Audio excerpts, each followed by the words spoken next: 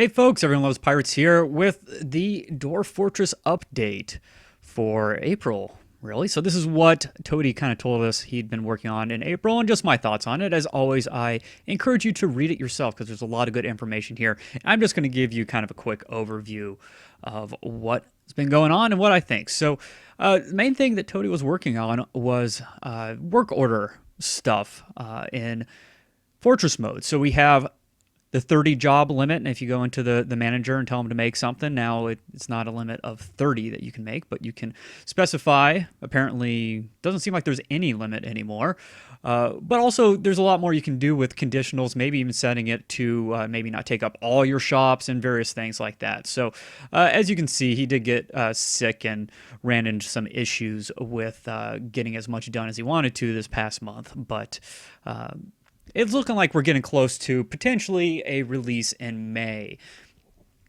Now, here's some of the other stuff, as I just kind of mentioned it myself. But we have ideas such as conditional orders. He says here, like some of the convoluted examples might be needing empty food storage items, barrels or pots, when you're trying to do a job and it doesn't have what it needs to do that job. And obviously this is something I think people run into in Fortress mode a ton. At least I know I do, because I tend to make as much of everything as I can and just have tons and tons of stuff on hand. Now, another kind of thing that he mentioned here is kind of the last update is adding in kind of seasonal or even just always ideas of doing things, which could be, let's say you have all your pigtails maybe get grown in spring, let's say. I don't even remember when things work out the best, but let's say that, and then you can have all of your processing jobs for pigtails conditionally start maybe the next season or at the end of the season, depending on whatever it happens to be, or maybe monthly throughout that season. And you can kind of just get a system set up, a self-replicating system. Is that the word I want? I don't know. A perpetual system. There you go.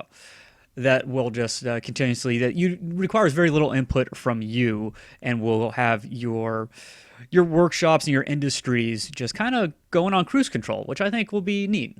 Less micromanaging the better, I think.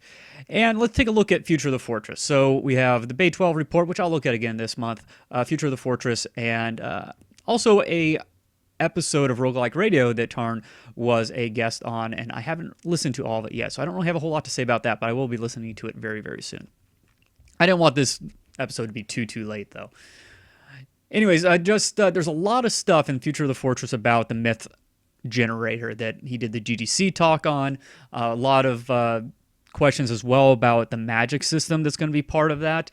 Honestly, I'm not all that interested in magic. I tend to play Dwarf Fortress more realistic and less fantasy, and of course that's something that Myth Generator has built in. You can have a 0% fantasy world versus an 100% fantasy world that doesn't have anything except for procedurally generated creatures and their civilizations. But here's another example of something that someone asked about orders. And right now he's saying the system is the best that you could really do. You can't tell it to keep 100 booze on stock, but you can tell it to do 10 brew jobs as long as you have the necessary materials and less than 100 booze on hand. So there you go. So maybe if you want to keep it at 200, maybe you tell it if there's less than 100 booze on hand, so it gets to 99, and as long as you have the materials, make 100 more. And that'll keep you between 100 and 200. A max of 200, minimum of 100. And as always, there's tons and tons of stuff. So if you are interested in the far future kind of stuff, the myth generator, basically check it out yourself. I tend not to look at the future facing questions and comments and answers too much because, it's Dwarf Fortress. We may not see any of this stuff for years. And I'm much more interested in what's coming up next. So let's take a real quick look at Bay 12 Games report as well, because there's some information in here too, which is always kind of cool. So we do have some information that, he has the myth generator, he's working on it, but also after that, we have the 64-bit potential experiment. Well, he's working on a 64-bit version of the game, and maybe that'll allow for better use of, at least in machines that have very high amounts of memory. You'll be able to access more of that memory and maybe get the performance up for some of you guys that maybe play on a laptop or something like that. More memory is always good memory, in my opinion. And then also, obviously, part of the World Gen stuff is this idea of artifacts that he's going to work on before the magic system, I believe. So I think that's going to add lots of cool stuff to adventure mode. So as he says, there'll be artifact quests and powers as well.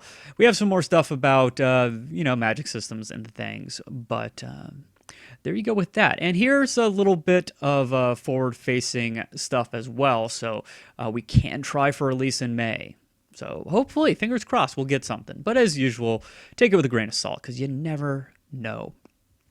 And there's the donations as well for the last few months. And really, that's about all I wanted to cover in this video. And I, once again, as always, encourage you really to read some of this stuff yourself, especially if you're interested in it, because you'll get a lot more detail than just this quick overview that I like to do. But we got some cool stuff coming up, and I'm very much looking forward to the adventure mode update with adventure sites. He does talk about that a bit in Future of the Fortress as well. I don't know exactly where it is, so I can't jump to it, but talking about just kind of conditions for making adventure sites. It's going to be 3x3 area at the largest, much like on Embark. And it's something about how it's going to be interacted through kind of on a screen like the fast travel screen in adventure mode, the capital T screen. So there you go. Thanks for watching, folks. Hopefully this has got you excited as well, and you're getting ready to continue on with your dwarvy goodness.